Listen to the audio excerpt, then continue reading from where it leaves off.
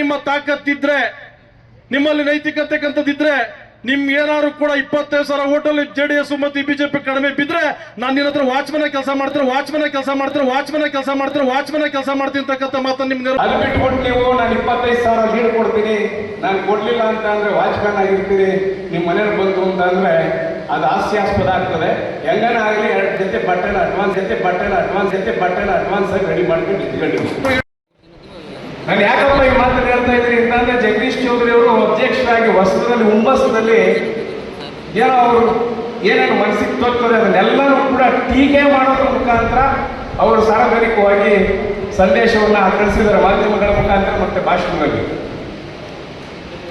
ಯಾವುದೇ ಒಂದು ವಿರೋಧ ಪಕ್ಷ ಕೆಲಸ ಮಾಡಬೇಕಾಗಿರ್ತಕ್ಕಂಥದ್ದು ಆಡಳಿತ ಪಕ್ಷದಲ್ಲಿರ್ತಕ್ಕಂಥ ಶಾಸಕರನ್ನಾಗಲಿ ಆಡಳಿತ ಪಕ್ಷವನ್ನಾಗಲಿ ಅವರ ನ್ಯೂನ್ಯತೆಗಳನ್ನ ಹೇಳಬೇಕು, ಆ ನ್ಯೂನ್ಯತೆಗಳನ್ನ ಅವ್ರು ಸರಿಪಡಿಸ್ತಕ್ಕಂಥ ಕೆಲಸವನ್ನು ಅವ್ರು ಮಾಡ್ಕೋಬೇಕು.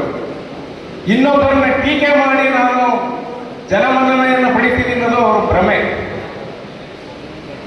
ಮಾತನಾಡ್ತಾ ಇರಬೇಕಾದ್ರೆ ಶಿವಕುಮಾರ ಸ್ವಾಮೀಜಿಯವರ ಪುತ್ಥಳಿ ನಿರ್ಮಾಣ ಕಾಮಗಾರಿಯ ಬಗ್ಗೆ ಅವರು ಮಾತನ್ನ ಆಡಿದರು. 2019ರಲ್ಲಿ ಕುಮಾರಸ್ವಾಮಿ ಅವರು ಮುಖ್ಯಮಂತ್ರಿ ಆಗದಂಥ ಸಂದರ್ಭದಲ್ಲಿ ಕಾಂಗ್ರೆಸ್ ಪಕ್ಷದ ಸಹಯೋಗದೊಂದಿಗೆ ಕೊಲೇಷನ್ ಗೌರ್ಮೆಂಟ್ ಇದ್ದಂತಹ ಸಂದರ್ಭದಲ್ಲಿ ಬಜೆಟ್ನಲ್ಲಿ 25 ಕೋಟಿ ಅನುದಾನವನ್ನು ಘೋಷಣೆ ಮಾಡಿದರು. ಶಿವಕುಮಾರ ಸ್ವಾಮೀಜಿಯವರ ಪುತ್ಥಳಿ ನಿರ್ಮಾಣ ಮಾಡಲಿಕ್ಕೆ ಅಂತ ಹೇಳಿ ಅವ್ರಿಗೆ ಇರ್ತಕ್ಕಂಥ ಇಚ್ಛಾಶಕ್ತಿ ಅದು. ಆ 25 ಕೋಟಿಯನ್ನು ಘೋಷಣೆಯನ್ನು ಮಾಡಿದ್ರು. ಅದರಂತೆ 12.5 ಕೋಟಿ ಹಣವನ್ನು ಅವರೇ ಬಿಡುಗಡೆಯನ್ನು ಕೂಡ ಮಾಡಿದ್ರು. 2019 ಜೂನ್ ಮತ್ತೆ ಮೇ ತಿಂಗಳಲ್ಲಿ, ಏಪ್ರಿಲ್ ಮೇ ಜೂನ್ ತಿಂಗಳಲ್ಲಿ ಸರ್ಕಾರ ಬಿದ್ದೋಯ್ತು.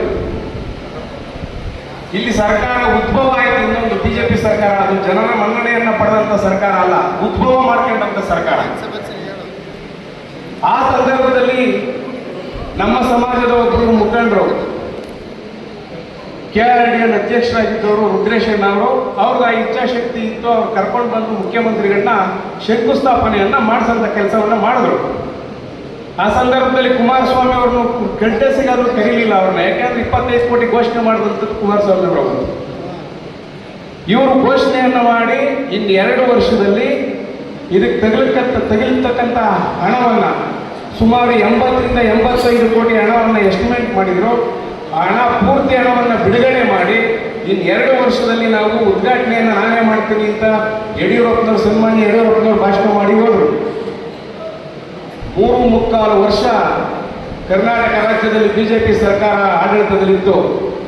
5 ಪೈಸಾ ಕೂಡ ಬಿಡುಗಡೆ ಮಾಡಲಿಲ್ಲ. ಆ ಸಂದರ್ಭದಲ್ಲಿ ಅವರಿಗೆ ಇಡೀ ಶಿವಕುಮಾರ ಸ್ವಾಮೀಜಿಯವರ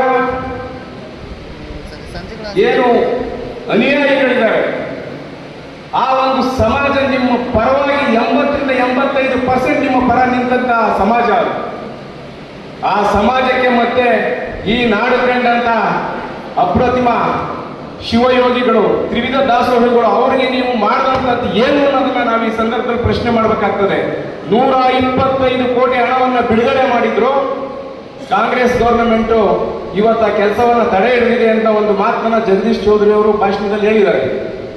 ಪೂರ್ಣ ಪ್ರಮಾಣದ ಮಾಹಿತಿಯನ್ನು ತಗೊಂಡು ಯಾವುದೇ ಒಂದು ವಿಚಾರವನ್ನು ಪ್ರಸ್ತಾಪ ಮಾಡಬೇಕಾದ್ರೆ ಸೂಕ್ಷ್ಮವಾಗಿರ್ತಕ್ಕಂಥ ವಿಚಾರಗಳನ್ನ ಪೂರ್ಣ ಪ್ರಮಾಣದ ಮಾಹಿತಿಯನ್ನು ತಗೊಂಡು ಜಗದೀಶ್ ಚೌಧರಿ ಅವರೇ ದಯವಿಟ್ಟು ನೀವು ವೇದಿಕೆ ಮುಂದೆ ಮಾತನಾಡಿ. ಯಾಕಪ್ಪ ಈ ಮಾತು ಹೇಳ್ತಿದ್ದೀನಿ ಅಂತಂದ್ರೆ, ಸುಳ್ಳು ಮಾಹಿತಿಯನ್ನು ಕೊಟ್ಟು ಒಂದು ಸಮಾಜಕ್ಕೆ ದಿಕ್ಕು ತಪ್ಪಿಸಂತ ಕೆಲಸವನ್ನ ಮಾಡಬೇಡಿ. ನೀವೇನಾದರೂ 125 ಕೋಟಿ ಹಣ ಬಿಡುಗಡೆ ಮಾಡಿರ್ತಕ್ಕಂಥ ದಾಖಲೆಯನ್ನ ಬಿಡುಗಡೆ ಮಾಡಿ ನೀವು ತಂದು ಅದನ್ನ ಜನಸಾಮಾನ್ಯರಿಗೆ ತೋರಿಸಿದ್ರೆ ನೀವು ಹೇಳಿದ ಕೆಲಸನ ನಾವು ಮಾಡಿಸ್ಕೊಂತೀವಿ. ಅದು ಬಿಟ್ಬಿಟ್ಟು ನೀವು ನಾನು 25,000 ಲೀಡ್ ಕೊಡ್ತೀನಿ, ನಾನು ಕೊಡ್ಲಿಲ್ಲ ಅಂತ ಅಂದ್ರೆ ವಾಚ್ಮನ್ ಆಗಿರ್ತೀರಿ, ನಿಮ್ಮ ಮನೆಯವ್ರು ಬಂತು ಅಂತ ಅಂದ್ರೆ ಅದು ಹಾಸ್ಯಾಸ್ಪದ ಆಗ್ತದೆ. ಹೆಂಗನ ಆಗಲಿ 2 ಜೊತೆ ಬಟ್ಟೆನ ಅಡ್ವಾನ್ಸ್ ಆಗಿ ರೆಡಿ ಮಾಡ್ಕೊಂಡು ಇಟ್ಕೊಂಡಿದ್ದೀವಿ.